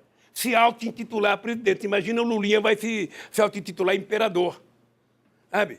Ora, é uma vergonha os países dar apoio a um cidadão desse. Ele não merece. Nós resolvemos crise na Venezuela conversando. Esse que vos fala tinha apenas 21 dias na presidência da República do Brasil, quando eu propus a criação do grupo de amigos da Venezuela. Tá? E coloquei para participar os Estados Unidos e a Espanha. Não é o que deveria acontecer agora? Eu acho. Agora, quem é interlocutor? O Brasil poderia ser. Mas com esse ministro que nós temos e com esse presidente, eles não têm noção do que estão fazendo. Essa gente precisaria saber o seguinte: se essa gente pegasse uma caneta, um economista, e fizesse uns cálculos, quanto custou a Guerra do Paraguai, traduzida em dinheiro de hoje, eles iam saber que qualquer coisa vale mais a pena do que uma guerra. Agora, para os Estados Unidos é bom, porque ele só faz guerra longe, longe, longe. Que efeito teria uma invasão da Venezuela usando o território brasileiro como apoio, como aventam alguns no governo Bolsonaro? Seria desastroso, por todos os aspectos. Seria desastroso politicamente, economicamente e militarmente. Sabe, o exército brasileiro não está preparado para a guerra. O exército brasileiro está preparado durante muito tempo para procurar inimigos externos. A partir da Constituição... Inimigos internos. Internos. A partir Você falou externos. Não, internos. A partir da Constituição de 88, nós conseguimos criar o conceito de que as Forças Armadas ela é importante para o Brasil para defender a nossa fronteira contra possíveis ataques externos. Tá? Então, você sabe que quando eu cheguei na presidência, você sabe que os nossos soldados eram liberados às 11 horas porque o exército não tinha dinheiro para pagar o almoço? Você sabe que tinha soldado que não tinha coturno? Você sabe... E por que, presidente, o general Vilas Boas fez aquela manifestação no Twitter e quis que o senhor ficasse na cadeia? Tem a ver com a Comissão da Verdade? É bem possível. É bem possível, porque a gente tem duas instituições no mundo, que é a Igreja e que é as Forças Armadas, que não aceitam ser fiscalizadas. Graças a Deus, o Papa Francisco está quebrando esse tabu e está fiscalizando a Igreja Católica. Tá? O Exército Brasileiro, os generais de hoje, não têm nenhum problema com a Comissão da Verdade. A Comissão da Verdade está preocupada com uma coisa que aconteceu em 1964, 1968. Nenhum deles era sequer sargento, era tudo moleque na época.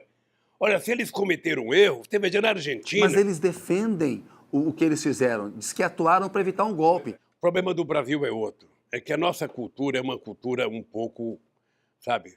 Se de um lado a gente agradece, do outro a gente fica, às vezes, até constrangido. Aqui tudo tem um acordão. Tá? Pensa num país que não gosta de uma briga, é o Brasil. Tudo. Você pegar a história do Brasil, toda vez que o povo esteve em ascensão, para chegar perto, houve um acordão. Assim foi para a independência do Brasil, assim foi para a aclamação da República, assim foi na eleição de Tancredo Neves, assim foi na Constituinte, assim foi na questão da anistia. Então, é justo que as pessoas que tiveram parentes mortos estejam brigando para saber onde estão os corpos dos seus parentes. E eu não acho justo os militares ficarem escondendo o que o tataravô deles fez. Eu não acho justo. Presidente, o senhor tem uma experiência internacional grande. A gente vê o fenômeno Trump nos Estados Unidos, na Hungria, a extrema-direita está no poder. Eu queria uma análise do senhor sobre as razões para esse fenômeno global, que é o crescimento dessa extrema-direita. Eu não sei se chega a ser um fenômeno, talvez a gente estivesse mal acostumado. Mas vamos pegar o grande fenômeno de 1980, com a eleição do Riga e com a eleição da Margaret Thatcher, que implantaram a chamada globalização. Ali foi uma coisa muito forte. Você tinha o Riga, você tinha a Margaret Thatcher, você tinha o Helmut Kohl, presidente da Alemanha, que aí era uma potência de direita governando o mundo. Olha o que está acontecendo agora. Houve uma evolução dos chamados setores mais progressistas da sociedade em toda a Europa e na América do Sul. Passou-se 10, 15 anos, a direita está voltando. Por quê? Porque certamente nós erramos e porque certamente na Europa, sobretudo, o discurso contra estrangeiros é muito forte, sabe? Sobretudo em momento de crise. Eu notei uma coisa quando começou a crise de 2008, na primeira reunião que nós fizemos, melhor, a segunda reunião que fizemos em Londres, em que a gente decidia que possivelmente a gente deveria lutar muito fortemente contra o protecionismo e que a gente deveria aproveitar a crise e fazer investimento nos países pobres para que eles pudessem financiar de forma mais barata máquinas para se transformar em países industrializados. Não aconteceu nada disso. O que aconteceu é que houve o protecionismo. Então, as pessoas, os discursos de direita na Europa é contra turco, é contra árabe, é contra africano, é contra gente do Afeganistão.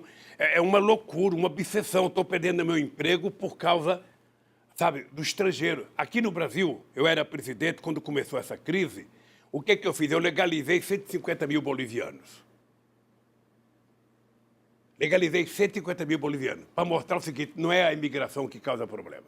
Qual é a sua opinião sobre o Brexit, que é a possibilidade de saída do Reino Unido da Europa? Eu não tenho uma opinião formada. Eu, se fosse inglês, não votaria para sair. Por quê? Porque eu acho que vai ser mais difícil para a Inglaterra sobreviver, sabe?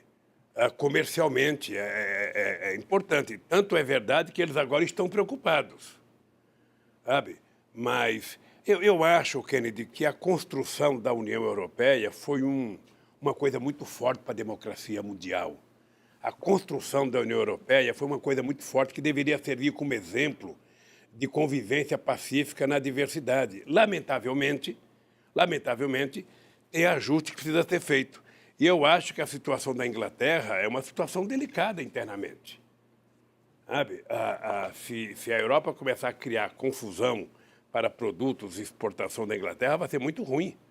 Agora, como eu não estou lá, o que eu estou dando é apenas um palpite. Presidente, vamos correr aqui que estamos quase acabando. Eu quero fazer todas as perguntas para o senhor. Para a esquerda brasileira vencer em 2022, ela precisa se unir para ter mais chance, como a gente viu acontecer agora na Espanha?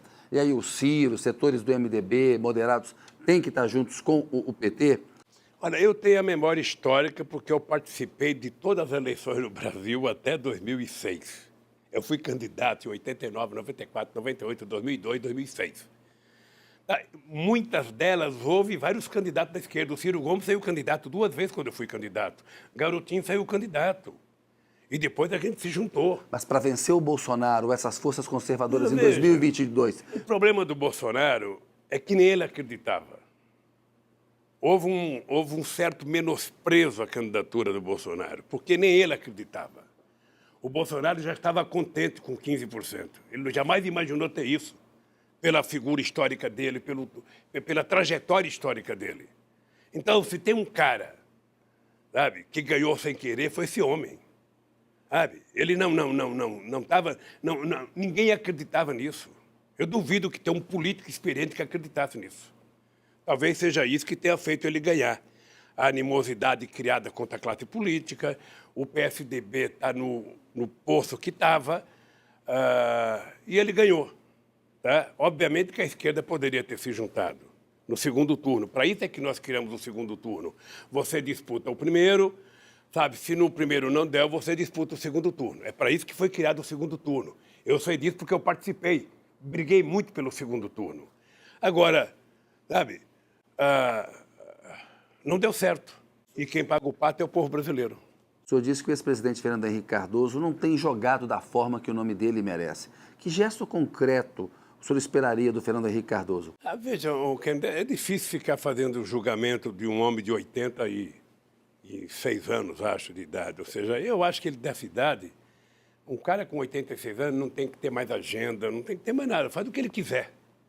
Ele tem falado mais coisas erradas do que coisas certas. Ele tem contribuído muito mais para agravar a situação do que para arrumar a situação. O que ele deveria dizer? Ele poderia ter influenciado melhor o PSDB, sabe, para que tivesse um candidato mais plausível para disputar as eleições. O senhor sonha em ser candidato à presidência novamente ou o senhor descarta essa possibilidade? Você acha que eu não tenho mais idade para ser presidente? Eu, quando chegar às eleições, eu vou estar com 76 anos de idade. Agora, o que eu vejo? Eu vejo nos Estados Unidos gente de 80 anos querendo ser candidato, gente de 82 aí. Então, Lula está fora do jogo? Veja, eu posso dizer para você uma coisa. Se depender, sabe, do que eu penso hoje, o Lula não é mais candidato a presidente da República. Tem muita gente nova para ser candidato no meu lugar. Sabe? Eu não posso ser um candidato, sabe, se eu não tiver 100% de energia, 100% de saúde e disposição. Se eu tiver com uma força que eu estou hoje, parecendo um jovem de 70 com energia de 30, sabe? Quem sabe? Sua saúde está boa, a cabeça está boa? Estou bem. Graças a Deus eu estou bem. Eu estou aqui, eu me preparo. Você sabe que eu sou um cara que leio muito, assisto muita coisa de política, e você sabe que eu tenho uma missão de vida agora. Além de lutar para que o povo brasileiro possa recuperar o direito de ser feliz, sabe, para o povo voltar a sonhar com esse país, eu efetivamente quero provar a minha inocência. A minha questão de fé é provar a minha inocência. Sabe, porque a dona Lindu não merece que o filho dela esteja passando o que está passando por conta das mentiras contadas contra mim. Presidente, o que mudou no seu modo de ver ficar mais de um ano preso? E qual foi o momento mais difícil? Eu, na verdade, que não tive muitas discussões antes de vir para cá. Eu tive muita gente que achava que eu deveria sair do Brasil, muita gente que achava que eu deveria ir para a embaixada. E eu, em função de eu ter sido presidente da República, em função, sabe, de eu ser quem eu sou na relação que eu tenho com a sociedade, eu achei que eu não poderia me permitir ser um fugitivo ou ser um exilado. Eu resolvi, eu vou para o meu país, é lá em Curitiba que eles me querem, eu vou para lá. Por isso tomei a decisão, estou muito tranquilo aqui.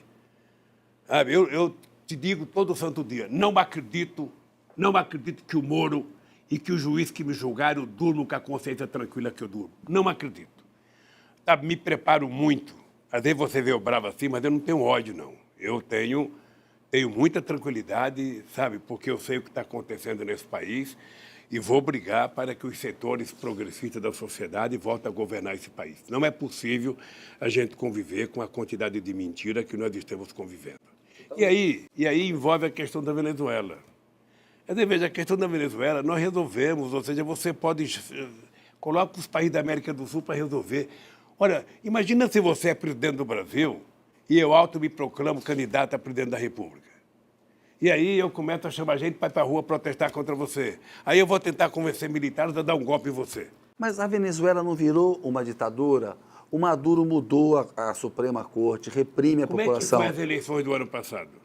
Há acusações de fraude. Ele ganhou e teve, como é que fala, olheiro estrangeiro. Na época não houve nenhuma denúncia de corrupção. Esse ano é que começou a denúncia de corrupção. Quem é que governa o Congresso? É a O oposição. senhor acha que o Maduro consegue ficar no poder até 2024? Eu não acho que ele deva ficar. Sabe, eu acho que o PT precisa compreender isso. Quer dizer, o Maduro precisa governar a Venezuela atendendo os interesses do povo da Venezuela. Sabe, você não pode conviver com uma inflação de 1 milhão por cento, você não pode conviver com a inflação, com um país sem abastecimento. Isso eu discutia no tempo que o Chaves era vivo. Sabe? Agora, não dá para a gente adotar como política de que se tal país não está bem, eu vou lá e invado. Se tal país não está bem, eu vou lá e invado. Se tal país não está bem... Olha, que história que é essa?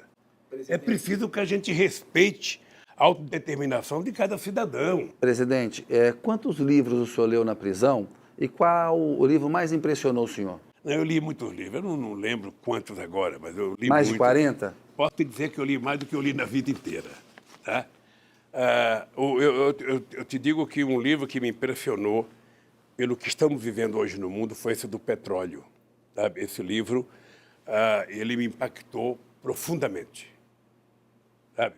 Presidente, netos do senhor sofrem bullying na escola, filhos do senhor e o senhor são atacados nas redes sociais. Eu gostaria de saber o que o senhor tem a dizer para essas pessoas que odeiam o senhor e desejam tanto mal ao senhor. Olha, a única coisa que eu faço é pedir paciência para os meus filhos, para que eles não deixem toda essa canalice prejudicar a cabeça deles. Eu sei que é muito difícil porque todo mundo reage, às vezes, com muito ódio, com muita raiva. Eu peço para eles não. Primeiro, não precisa ficar acompanhando a rede social. Se você tem um lugar que só fala mal de você, não precisa ver aquilo. Não é masoquista para ficar vendo aquilo. E eu peço tranquilidade para eles, sabe? Porque o que eles estão passando é muito duro. Sabe? Eu, às vezes, me sinto culpado porque ele já sofreu quando eu era o bombom nesse país aqui. É importante lembrar que o meu filho Fábio era dono da Friboi. Quer dizer, querido, acho que nós vamos caminhando para em algum momento em que a mentira definitivamente seja punida, sabe, nos meios de comunicação, seja ele rádio, televisão, internet, porque não é possível. A enxurrada de mentira, de inverdade, sabe? Quando a Marisa, sabe, teve o derrame, que ela foi para o hospital, a quantidade de idiotice que foi falada, quer dizer, as pessoas perderam, sabe, aquilo que a humanidade não pode perder, que é o humanismo.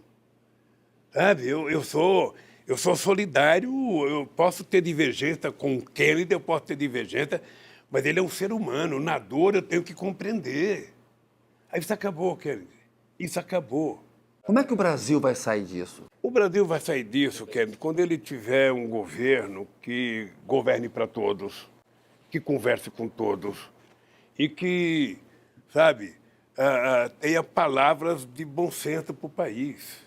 Eu tenho em mente aquilo que eu fazia no Brasil como presidente da República. Eu duvido que você encontre um empresário, que você encontre um trabalhador, que você encontre um usineiro, alguém que foi ofendido por mim. Duvido. Se tem uma coisa que eu aprendi com a baixa formação intelectual que eu tenho, é respeito. Respeito é uma coisa que a gente adquire em casa, com o pai e com a mãe. Eu fui assim quando era presidente do sindicato, eu fui assim quando era presidente do PT, eu fui assim quando era presidente e sou assim agora. Eu gosto das pessoas porque eu gosto de tratar bem. Eu gosto de me sentir bem com as pessoas. E o Brasil não está vivendo esse momento. O ódio está estampado nas famílias. As pessoas brigam por qualquer coisa. Então, nós vamos encontrar uma saída. O presidente, em 2009, o Barack Obama disse que o senhor era o político mais popular da face da Terra. Então, o senhor viveu o auge político, né? O Brasil tinha projeção geopolítica internacional. Aí depois tem todo esse processo de queda, e o senhor está dando hoje uma entrevista, né? Preso, né? Como é que o senhor trabalha isso na sua cabeça? Olha, primeiro, eu jamais imaginei estar aqui onde estou. Eu jamais imaginei, pela minha conduta política, ter um processo contra mim. Jamais imaginei. O que aconteceu comigo foi uma coisa que eu acredito que era inesperado. Depois do impeachment, eu comecei a meditar de que o impeachment ia tirar Dilma, mas não poderia permitir que eu voltasse. Sabe? Porque se estava por detrás disso a questão da soberania nacional, veja, porque eu não sou um cara que fico imaginando conspiração o dia inteiro, mas veja, historicamente os Estados Unidos nunca aceitou que o Brasil fosse protagonista internacional. Se você pegar as Forças Armadas da Argentina até a Venezuela, você vai perceber que todos os cursos nas Forças Armadas desses países é que o Brasil é o inimigo, o Brasil é o perigo, é preciso evitar o Brasil. Isso sempre foi assim. Dado por quem? Orientação dada por quem? Pelos americanos. O Chaves era professor na Escola Superior de Guerra da Venezuela, e a orientação dele era que o Brasil era o inimigo, cuidado com o Brasil, cuidado com o Brasil. Ora, quando nós chegamos à presidência, eu queria mudar isso. Eu queria que o Brasil fosse visto como um parceiro necessário para ajudar no desenvolvimento desses países. Eu achava que o Brasil tinha que ajudar o desenvolvimento da África pela dívida histórica que o Brasil tem com os africanos. Sabe? Eu achava que era preciso.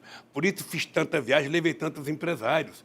Você está lembrado que eu fui da primeira reunião lá no Congresso Nacional entre o mundo árabe e a América do Sul. E inventaram que era uma coisa contra Israel. Eu não tenho nada contra Israel. Quero que o povo de Israel viva a sua vida e quero que eles deixem os palestinos viver a vida deles. Então, Kennedy, eu acho que isso incomodou muito,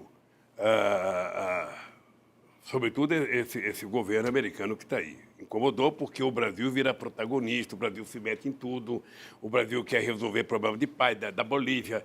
Eles nunca gostaram do Brasil porque quando a Bolívia e o Brasil fizeram o começo da guerra pelo território do Acre, os americanos estavam no Rio Acre com um navio defendendo a Bolívia, não era defendendo o Brasil. Sabe? Então é aquele negócio de Maquiavel, dividir para reinar. Sabe? Colocar todos contra o Brasil. E aí quando pega um presidente medíocre como o nosso, sabe, que deveria pegar um telefone, deveria fazer uma viagem à Venezuela, ter conversado, tentado ajudar a encontrar uma solução. Sabe? Não, fica instigando, sabe? O senhor disse que o vice-presidente Mourão é o maior inimigo do Bolsonaro e o Bolsonaro tem uma relação ruim com o Congresso. O Bolsonaro corre risco de sofrer um impeachment? Olha, eu não sou obrigado a ter opinião sobre tudo, né? Porque, sabe, quem tem opinião sobre tudo e dá opinião, às vezes comete um erro imenso. Eu acho que o povo brasileiro elegeu o Bolsonaro, não importa o jeito que faz as eleições. Tá? Eu só espero que o povo fique atento para exigir dele a governança em benefício do Brasil. Quando eu me preocupo, por exemplo, com a soberania nacional, Kennedy, eu me preocupo não é apenas com as fronteiras do Brasil, sabe? A fronteira seca e a fronteira marítima. Eu me preocupo é com o que tem de riqueza nesse país, desde o ecossistema, a biodiversidade, as riquezas minerais, a qualidade de vida do povo, a educação do povo. É isso que a gente tem que se preocupar. Isso faz parte do patrimônio soberano de uma nação. Então, se o Brasil quiser ser respeitado, o Brasil precisa cuidar de si. Não é com discurso, é com prática. Então, o seu Bolsonaro, ao invés de ficar, sabe, falando bobagem, ele deveria falar o seguinte: eu vou terminar esse mandato aqui sendo melhor do que o Lula, eu vou fazer mais universidade, eu vou investir mais em ciência e tecnologia, eu vou colocar mais criança na escola, eu vou fazer mais casa. Era isso que deveria disputar. Mas ele está cortando o dinheiro das universidades. Está cortando da universidade, está cortando de ciência e tecnologia. E agora vai cortar, não, agora vamos estuprar o povo brasileiro tirando 1 trilhão. Mas não é importante fazer a reforma da Previdência? O senhor fez. Depende que reforma. Você tem que ter uma discussão séria com a sociedade brasileira. Tá? Então vamos dizer o seguinte: quanto é que custa as Forças Armadas para a aposentadoria nesse país? Quanto é que custa o setor público federal? E aí você começa a mexer, porque o que não pode é pegar os velhinhos que trabalham e que pagaram para pagar o preço. Mas não é importante ter uma idade Não, mínima? é importante fazer uma discussão, é importante ter idade, tudo é importante. Tudo é Ter importante. idade mínima é importante. Tudo é importante se você fizer uma discussão séria com a sociedade. E quem é a sociedade? Os trabalhadores que pagam. Você quer mudar o sistema do setor público? Reúne o pessoal para discutir. Obviamente que vários setores não pagam aquilo que recebem. Então, é preciso discutir. Você está lembrado que eu fiz a primeira reforma no setor público. Pois é, mas agora o Brasil tem um problema fiscal, presidente. Que não Tem é que por fazer a conta reforma disso. da Previdência. Eu vou lhe falar, é por conta do desemprego. Em 2014, a Previdência era superavitária. O que quer dizer? É só você pegar os dados. Sabe, Alguns economistas discordam. Não é uma questão de economista, é uma questão de numerologia, é só pegar os números. A Previdência brasileira era superavitária em 2014. Era superavitária.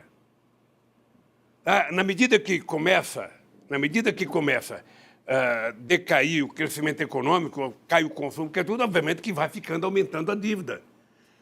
Eu acho que a cada geração tem que se preparar a Previdência para a próxima geração. Mas que reforma da Previdência deveria ser feita? Eu não vou dizer que reforma tem que ser feita. Eu vou dizer o seguinte, o governo quer fazer uma reforma, ele chama as centrais sindicais, que são legítimos representantes dos trabalhadores, chama os aposentados, chama os empresários e senta numa mesa. Aí vamos colocar a realidade para discutir. É isso, você fazer uma coisa que não precisa ser dolorida. Você não pode discutir reforma da Previdência para resolver a crise. Você discute a reforma da Previdência para discutir a melhoria dos aposentados. Porque o que eles estão fazendo não é reforma, é estupro. É destruição. É demolição. O senhor chamou o Bolsonaro de um bando de malucos, mas não tem método, não tem estratégia? Eles não têm. Ele corre atrás do filho para apagar um incêndio todo dia, sabe? Eu, sinceramente, não sei como é que funciona a família. Como eu não conheço, eu não vou ficar dando palpite, mas o que se apresenta publicamente é um negócio incontrolável. Obviamente que, pelo bem do Brasil, eu espero que ela aprenda. Você não governa um país desse com frase de efeito. Não fica... mesmo porque eu e o Mourão dormimos juntos, estamos que nem um casal. Eu e o Maia dormimos juntos. Tá louco? Não dá para arrumar outra metáfora? Dormimos juntos, estamos de bem já, estamos felizes agora. Sabe? Tem que falar para o povo alguma coisa que o povo possa ter esperança. O povo brasileiro está precisando de esperança. Está precisando de alguém que diga, gente, como é que nós vamos resolver o problema do crescimento econômico? Como é que nós vamos resolver o problema do emprego? Como é que nós vamos resolver o problema do crescimento econômico? É isso, Ken, é isso. Eu tenho uma solução simples, ou seja, não haverá crescimento nesse país se você não incluir o povo pobre no orçamento da União. Ou ele volta a ser agente e sujeito da história, ou nós não temos jeito. Sabe? As pessoas que estavam incomodadas porque os aeroportos estavam virando uma rodoviária, agora devem estar com saudade, porque os aeroportos estão vazios. Sabe? Então, e depois é o seguinte, o Bolsonaro ganhou as eleições, acabou as eleições, ele precisa parar, sabe, de governar por seus milicianos, precisa governar para o povo brasileiro. Governar por seus milicianos? Porque tudo que faz aparece miliciano para cá, miliciano para lá, miliciano não sei aonde, miliciano não sei aonde, miliciano arruma emprego. Eu vejo nos jornais. Presidente, o que o senhor tem a dizer aos seus apoiadores que fazem uma vigília aqui em frente por 391 dias? Olha, eu não tenho palavras para agradecer essa gente. Não tenho palavra porque eu jamais imaginei que isso fosse acontecer. Eu, quando sair daqui, se abraçar eles o resto da minha vida, eu não pagarei o carinho, sabe? O que é levantar de manhã com um bom dia, presidente Lula, ou boa tarde, presidente Lula, e dormir com um boa noite, presidente Lula. Eu sou gratificado muito, muito, muito a eles.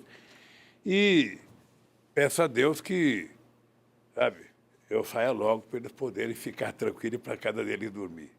No mais, Kennedy, eu estou vendo a pressa da entrevista, eu só queria te dizer o seguinte, olha, Queria fazer outras mais com o senhor, fazer um documentário. Eu sou um homem que estou muito tranquilo com a minha consciência. Você me conhece há muitos anos. Sabe? Você sabe do respeito que eu tenho por você como jornalista. E eu sou um homem muito tranquilo. Eu tenho muita consciência do que está acontecendo no Brasil. Eu tenho consciência do que eu fiz nesse país.